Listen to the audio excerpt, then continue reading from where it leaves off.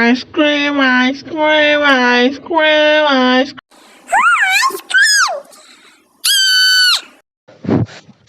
কে লেগেছে তো?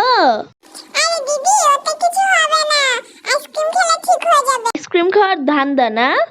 দিদি কিনে দে, তুই তো বড়, তোর থেকে টাকা আছে। ঠিক আছে চল। এই মামা, আপনার কাছে কি কি ফ্লেভারের আইসক্রিম আছে শুনি? ভ্যানিলা, চকলেট, আইসক্রিম, চকোবার, সব ফ্লেভার। দাম বলেন। 10, 20, 30, 40 টাকা, 50 টাকা, 60 টাকা এরকম আইসক্রিম আছে আমার কাছে। আচ্ছা মামা, আপনি আমার একটা 30 টাকার আইসক্রিম দেন আর একটা ওর জন্য 15 টাকার আইসক্রিম দেন। না দিদি, তোর জন্য 30, আমার জন্য 15। তাদের 30 টাকার আইসক্রিম খেতে হয় না। বড় আইসক্রিম খাওয়ার ধান্দা না? হ্যাঁ মামা, দেন আইসক্রিম দেন। আইসক্রিম মজা দিদি। কি বস, একাই খাবে নাকি? তোদের কথা আমি তো ভুলেই গেছিলাম। এরা কারা? দিদি, এদেরকেও দুটো আইসক্রিম কিনে দে, আমার প্রেস্টিজের ব্যাপার। বাচ্চার প্রেস্টিজ। এটা কি?